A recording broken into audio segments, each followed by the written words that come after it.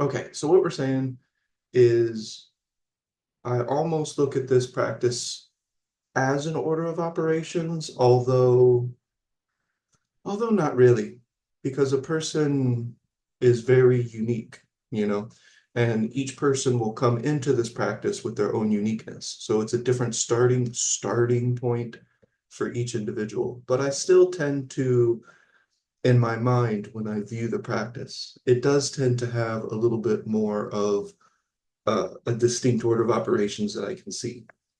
So it kind of goes like this. When a person begins this practice, I do believe that they'll actually be able to fluctuate between establishing all four directions.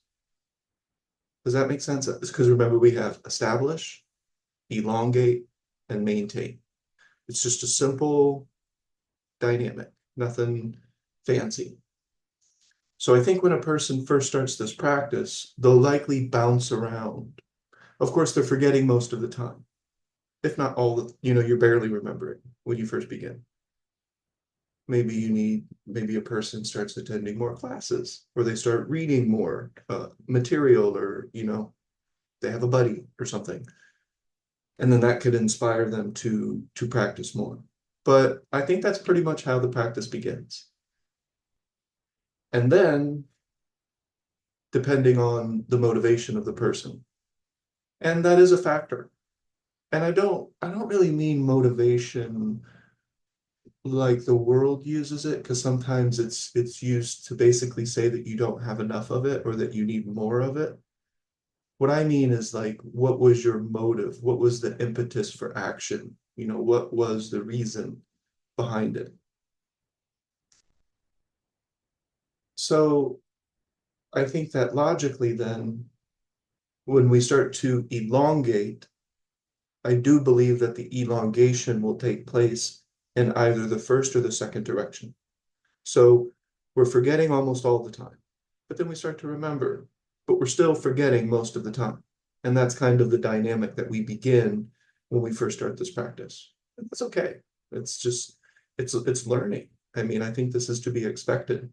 We'll probably meet a savant someday that just, you know, takes this information in and synthesizes it perfectly. And it's like, wow. But it wasn't that way for me. It's not that way for me. And I don't think it's that way for any of you right now. Maybe. So the idea then is that a person will start to elongate the first and the second direction. And that is internal and external attention. And that is the elongation is when you start to take, it really is actually quite quick. You'd be surprised how fast a person checks out after having checked in.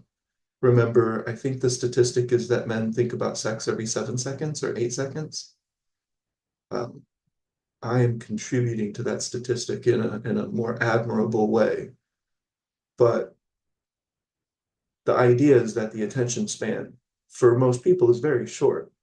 So in the beginning, very likely a person is going to be able to check in to one of the four directions, and then something's going to distract them, and then they have checked out. And then we practice more, and then we start to elongate. So we very likely are going to have more success, meaning that we can do it, and we start to remember more often. And then we start to elongate our attention in that direction on an external point of attention, an internal point of attention. We would probably fluctuate between internal and external, not really maintaining both yet, but you can start to link those two directions. And then you're really paying attention to both. And that feels like spatial awareness. It feels like you're really self-aware of your body in space and time. And I mean that literally, almost like a video game. Like you are aware of yourself. And then of course you can even become aware of your own awareness. And then the hipsters today call that metacognition. And then you can start to carry that around with you if you so choose.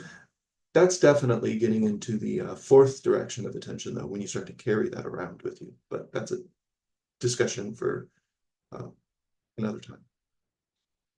Okay, so the topic for today. This is an essential element that I believe is forgotten, and it's forgotten in two different ways, and those are the next two topics. So I thought that maybe I will just go ahead and talk about this first. Again, I think I could reorder them, but it doesn't matter. These next three videos, these next three topics, I just watch them together if you can or whatever, but yeah, it is what it is. So the declaration is what I'm calling, and I've been calling it this for a little while, but it's what's missing. It's what's most often forgotten, and I've actually been talking about it from the very beginning. If you go back to 2017 videos, you will find me talking about this. And if you ask me what is an essential element of my practice, eventually I have to talk about this. But for some reason, in one-on-ones and when we're in class and when we're talking about our practice, I never hear it. I'm like, well, this is weird. And so I think it's just so important that we just talk about that before we talk about building our toolbox. And the reason I have separated that as a topic is because I want to give you a bunch of examples. And of course, my toolboxes are divided into four directions. But declaration would be, I will say that to myself. And so you might be saying this is very similar to what we would say in productive self-dialogue. And that's exactly what this is. This is a form of productive self-dialogue, and it's especially important two different times: when you're interacting with your toolbox and when you're redirecting. And it's forgotten specifically with those two times. When you're establishing your toolbox, your point of attention, establishing your point of attention in your toolbox using a declaration, that's how you know that was intended in advance. Because either you're saying it in your mind, eventually a person when they're really in have some momentum with their practice, this is a very process. But I still declare stuff. Like I was just about to declare it to you, right? Because an emotion might start to come up that like, oh crap, I only have 8 weeks. Wait a second. Now I'm going to do my practice. That's all I'm going to focus on right now. I got to go back to my practice because I'm starting to feel an emotional disruption. There's a disruption in the force. I can feel it. And so I'm just going to go back to my practice. I'm not going to evaluate it. I'm not going to try to understand it. I'm not going to try to push it away. I'm not going to try to deny it. I'm not going to pour me. I'm not going to take it personal. I'm going to go back to the four directions of attention, and I'm going to intend my points in advance, and I'm going to make a declaration in that process, because this is starting to sound like redirection almost, right? Like I was redirecting because of the self-awareness degree in that moment. I can feel when there's a disturbance in my force. That's subtle, right? So I'm feeling myself going away from that subtlety, and I know that that's alarms are going off for me. I'm like, no, don't want to do that. I want to go back to the subtle. I want to go back to presence. I want to go back to awareness. I want to go back to quality. I want to go back to aliveness. So ultimately, this is something I tell myself. And I say it very quickly, and it can be very abbreviated sometimes, but the bottom line is that and I don't always say this portion, but I'll say it for you. All of my behavior is driven by state of being and being aware of how things make me feel. So am I going to lie again in my life? I think maybe if I think I have to, like maybe if somebody's going to get really embarrassed and a little white lie can help prevent that, I probably will, it, whatever. But I don't like the feeling of being dishonest with people. And that feeling is something that I'm so aware of because of my practice. So if I were just to tell somebody just a straight up outright lie, like I used to do when I was in high school, or even after high school, I would just say something because I thought it would make me look cooler or something. I don't know. But I can't. The feeling of it to me now is just unacceptable.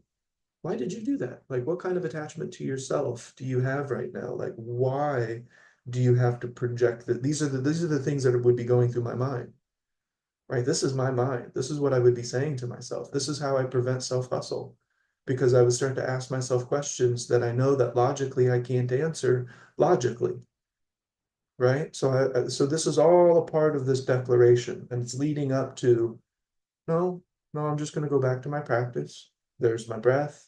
Here's my bubble of perception, right? And then here is this feeling of quality and patience, being patient with myself in this example, maybe because a little bit of redirection was necessary.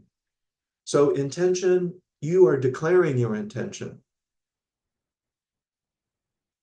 You are declaring it to spirit, you're declaring it to yourself, and eventually I would concede that that declaration doesn't need to be in words. But for the sake of until you are maintaining four directions of attention uh, for the majority of your day, I don't know that that is tenable because one of the things that this practice does is it interrupts and then elongates the interruption to the point that a person can maintain an absence of internal self-talk. However you want to look at it, that's not occurring. The self-talk isn't occurring. We don't have to look at it as negative and that we're subtract, because obviously we're not subtracting anything. We're engaging our four directions to such an acute and specific focus that it creates context disarrangement. And our chains are broken in that moment. Well, one of my favorite feelings, and it's not all the time. This isn't quite one that I can. It's not so easy for me just to deliberately modulate to this and hold it, but that feeling of freedom. Like people talk about freedom in a really weird way because if somebody can give it to you or take it away, we're actually probably talking about something that needs a different word or a different definition or at least some clarification on what I'm talking about when I use that word. Because when I use that word, nobody can take that away from me. I think I'm getting closer to like the Nelson Mandela or, some of the people who have experienced injustices where their mind is the source of freedom. And not only that, it's the feeling that the mind is helping to generate the feeling of my chains are broken. My bonds that are holding me down have at least temporarily loosened, if not let go. That's a feeling of freedom. And I can't tell you what that feels like, honestly. You know, if I if I were to discuss this with somebody, we would just maybe have to talk about the circumstances that occurred right before it, what it led to afterwards, and then maybe also a little bit of how it made us feel, like I just did, the feeling untethered all of a sudden. It's a feeling, nothing else. So it's very difficult to describe. But the declaration, in the best way to associate it to what we've talked about so far, is to declare your intentional point in advance, to declare that this is my point of attention. In the beginning, that is very valuable to just say it. So today, or, on my way to work, I'm going to make sure that while I'm driving, I'm paying attention to the sky and the earth because I can do that. I actually can. When I'm driving, I can see, I can be aware of the sky. It's right there, even in Chicago. And there's buildings. So there's no excuse really, unless you live in a bubble dome that's reflective or something. So the sky is always there, but why don't I pay attention to it? Well, that's something that we'll get more into when we talk about theory. Because spoiler alert, I use the word theory in a scientific sense. So I'll talk about what we know about the mind and how it relates to this practice. So the declaration then is, especially in the beginning, it's setting up your practice. It's declaring it to yourself, maybe even declaring it to another person if you have an accountability buddy, which is probably going to be rare because I don't know how often you've ever been in a room with two people who practice this. So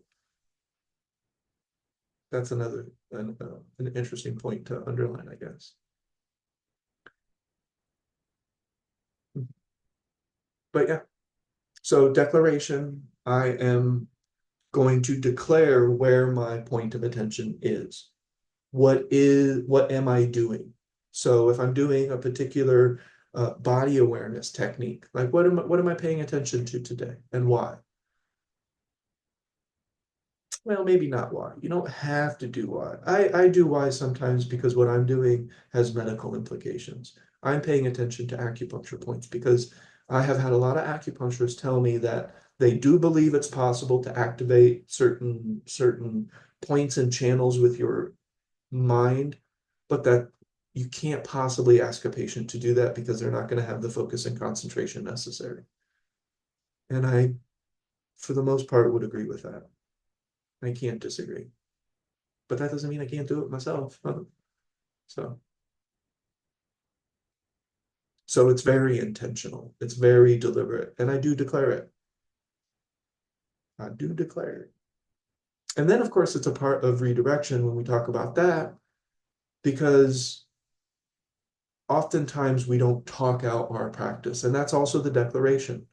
So when you talk out your practice, you're setting it up, whether you're saying it in your mind, and I do this, and I've done this up until this point, like it's not something new. Is I'll set it up in my mind. All right, where's my first direction? Where's my external point? Where's my internal point? What am I doing with my breath? I'm setting up my practice. And it's the same thing when I redirect. I set it up. I declare it out loud. This is my mind. That's a declaration. This is my body. Nobody is doing anything to me outside of physical touch. How am I using the declaration in the form of a quote that means something to me? And that is productive self-dialogue. It's a form, I would call it productive self-dialogue more in a theory type of setting rather than um, the core foundational type of setting. But if you remove the declaration, this practice gets wishy-washy, I think. I think it's just a bunch of hit and miss. You know, sometimes it's like, okay, I'm on it, I got it. And then sometimes it's like, nope, mm-mm. Looking back, those last 6 hours, or the 3 hours that I was watching, that Martin Scorsese movie. He has long movies, right? Martin Scorsese. I keep using him as an example. I don't even know if it's true. Um, Leonardo DiCaprio movies are like 3 hours, 3.5 hours. And then you're done with the movie and you're like, oh well, I didn't have any point of attention. Is that a problem? It's not a problem, but you're going to notice those gaps more and more. And then you're going to notice, like, when you do have a point of attention, it actually, just like everything else, it adds a very interesting element to what you're doing because it's 2 degrees, remember? I really like to, when I watch movies, I like to look at the whole screen. I really try to expand my vision so that I'm not just focusing on what the director wants me to. We've talked about this. Whenever I would watch the news, whenever I'd watch TV, what's the books on their bookshelf? I just really like to look behind them. Why? Because my mind isn't used to doing it, and it's a form of context disarrangement, and it helps to disrupt and interrupt normal patterns that don't serve me. It's all about interrupting interference, establishing, maintaining, or elongating, and then maintaining these disruptions. And really what we learn is that we can create context disarrangement with our own direction of attention alone. And that is what we might call point of view. We just change how we view things. We change how we look at things. The thing itself doesn't necessarily change, although it does. But, you know.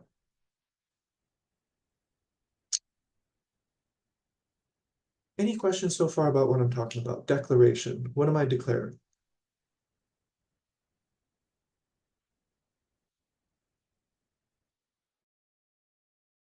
You're declaring where you have chosen where to stand, you place your point of attention, or you're just declaring to practice. Right. Exactly. And it's extremely beneficial to, so we're setting up a structure. When we're done with this, I would expect a person to be able to say, I know how to do this practice. Well, tell me, can you tell me how to do this practice? And a person would, if they can explain it to me, I'd be like, okay, now just tell yourself that when you're doing it. Because then now you start teaching yourself, you start reminding yourself, and that's a form of declaration. You're declaring it to yourself. We actually do this, whether you know it or not, whether you pay attention. human beings spend a lot of time declaring that they're not good enough, declaring that other people are wrong and that they're right, that they're better and that they're worse. There's a lot of declaring going on in the human experience, but it's just like everything else. It's a leaf at the mercy of the wind. It's wishy and it's washy and it's all over the place. And sometimes it makes no sense and sometimes it's just straight up destructive.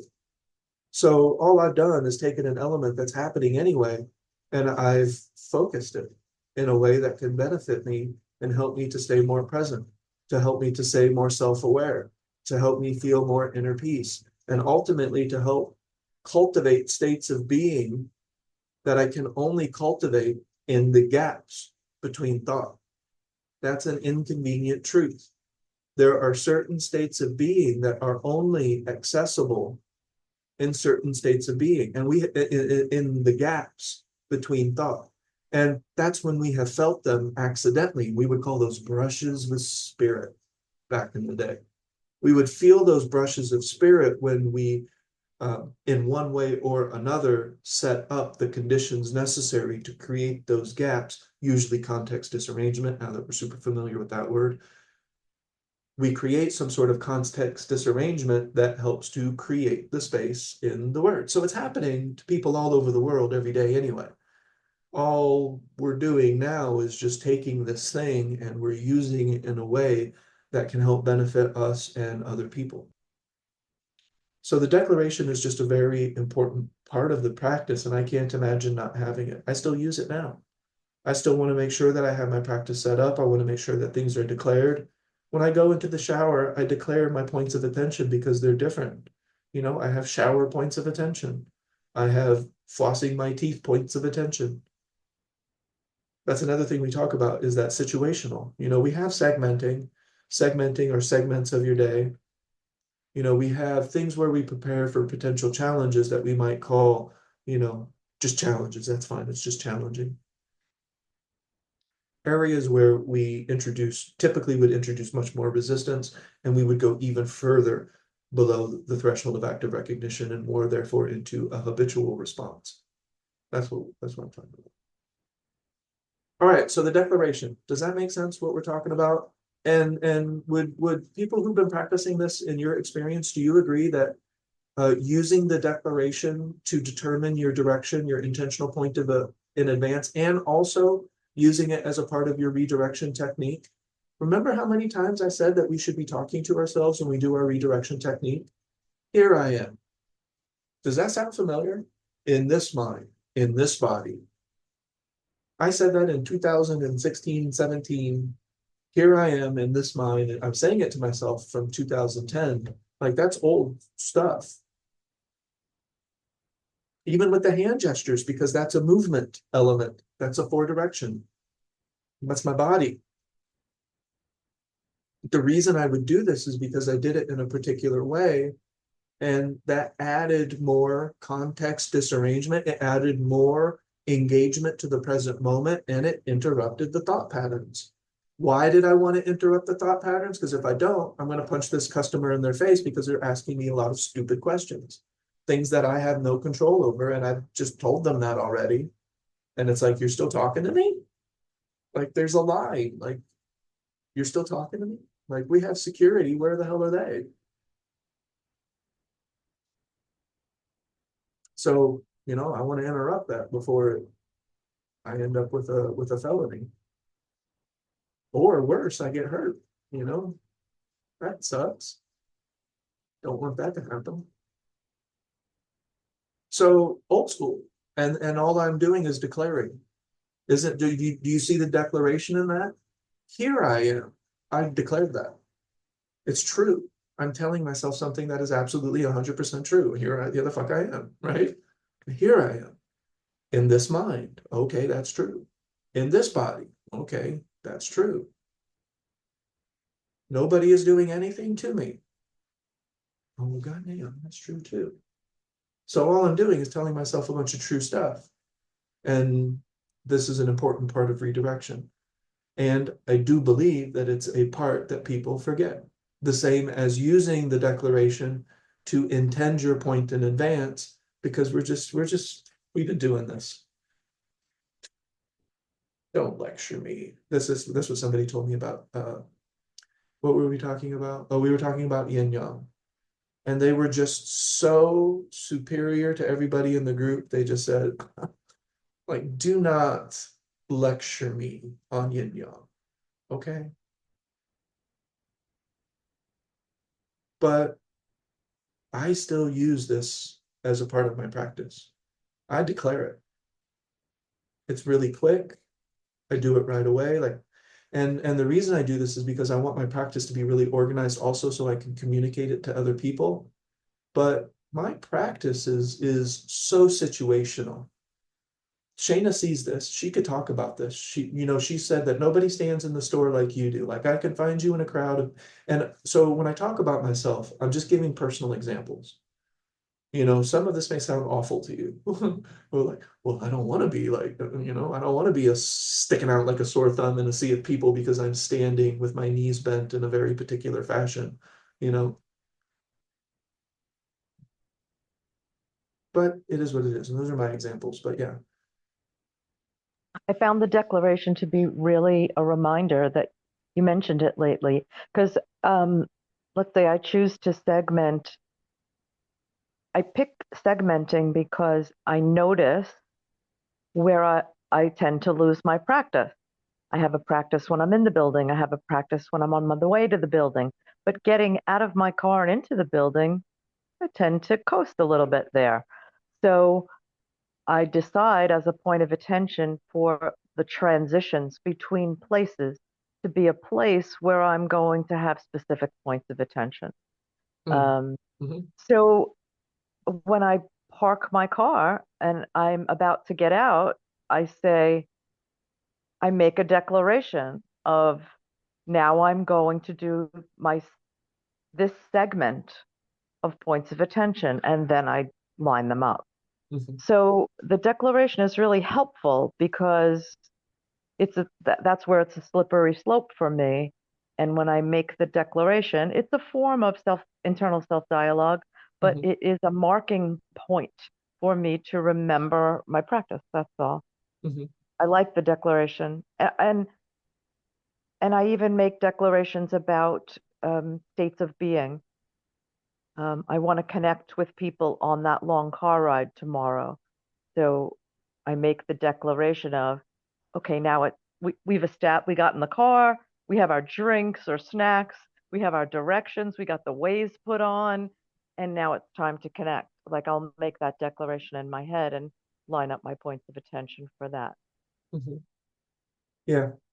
Yeah, and I think that's something that will definitely deserve its own topic video is the situations, and segmenting situational attention. That's one of the main times I declare. So two things that you said, the two main times I make sure that I declare my state of being. So today I have already declared it because it is kind of the same thing, but I still say it to myself. Like this is what's important for me today. I want to feel content. Yeah, and then I just instantly felt content and forgot the other thing I was going to say. But there you go. So yeah, very important. Oh, and the other time that I make sure to, I do it a lot. Like I make sure. And then there is also a conversation that we can have that when you have four directions active and you really are doing your practice, that you can just use your intention, attention, and will to highlight an aspect of your present moment without words. And it's still intending in advance. It's still declaring. It's still a form of declaration. It's just a subtle interacting with subtle, but you know where I stand on that. You have to be subtle to interact with subtle, so it's not worth the conversation in general. So, whenever I'm going into a situation, and this is all throughout the day, that I have so when I get on a bicycle, I have specific points of attention. When I walk home from work, I have very specific points of attention. When I'm going to school, I have different, I'm still walking, but I have different because typically I have different things in my backpack, typically a little heavier, and typically I need to be more aware because I'm going on the red line train, which is dangerous. So I remind myself of these things in words. I say it to myself sometimes still in words, like be aware, you know, remind yourself where you are. That doesn't mean be scared. That doesn't mean think about all of the horrible things that could potentially happen and make yourself a nervous Nelly. It means I'm gonna put myself in a position to adapt better. I really do question how many people are getting hit in Chicago because they're looking at their cell phone or they're just completely distracted. Sure, that does not in any way, shape, or form justify getting, a vehicle not paying attention. They should be paying attention and going slow enough to stop. I get it.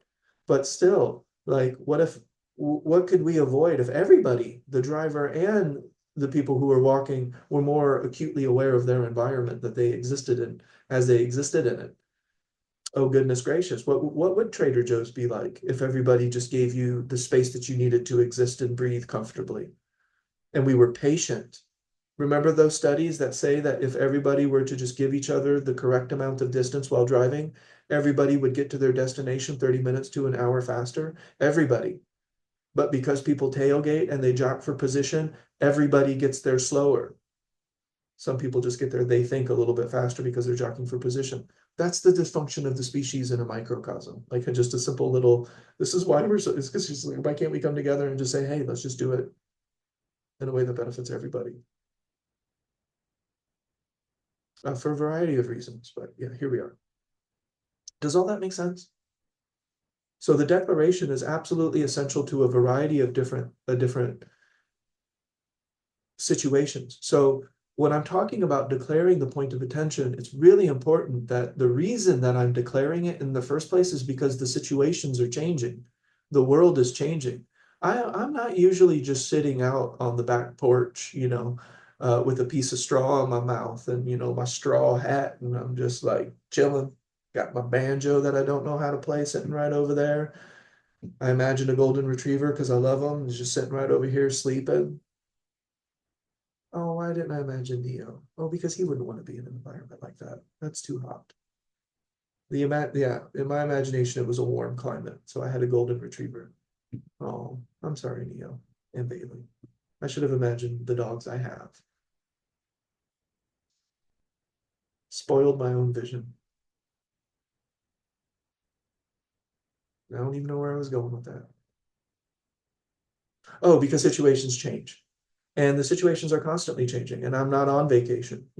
I'm going downtown, and I'm adapting to other people's personalities at school. All of these different things. I'm adapting to my own mood.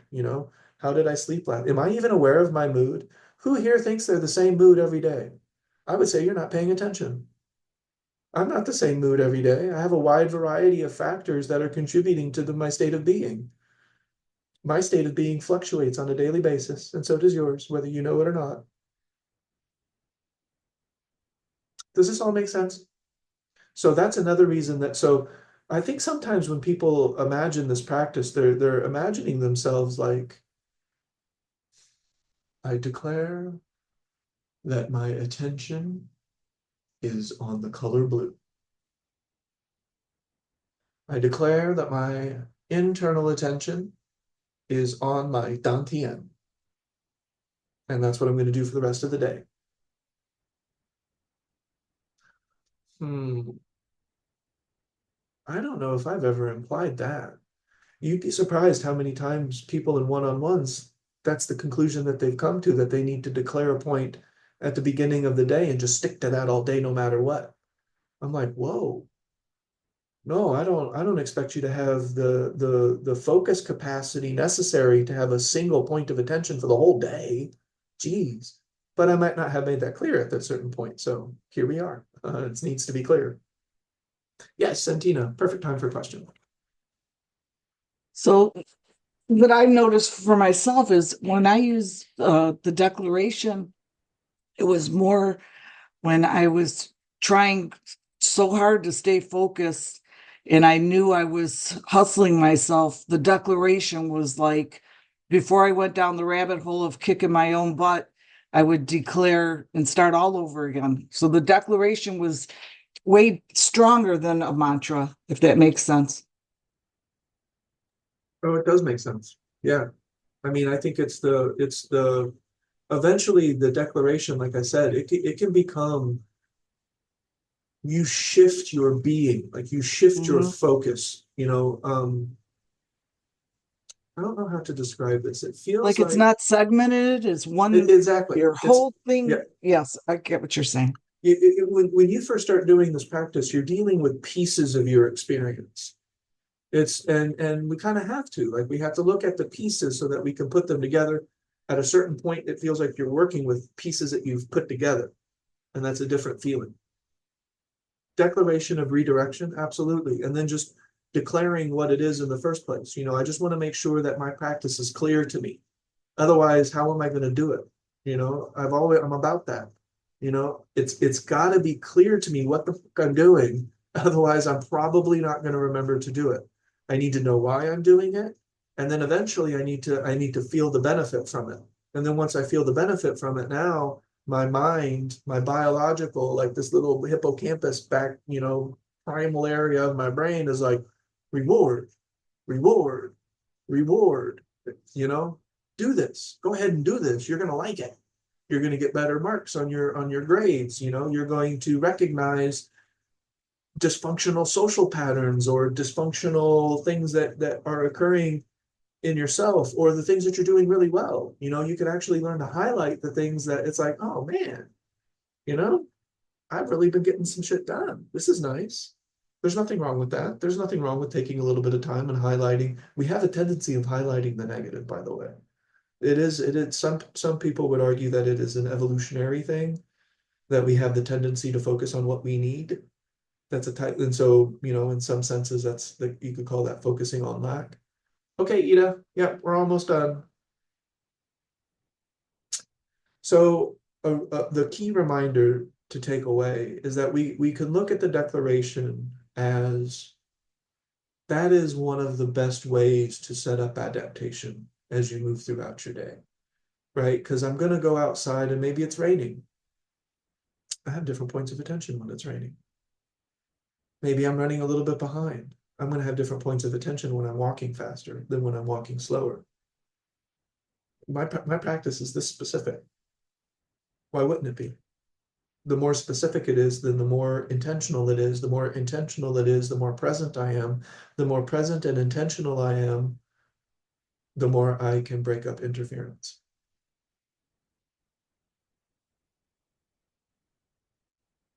The more self-awareness there is, the more I can begin to cultivate states of being.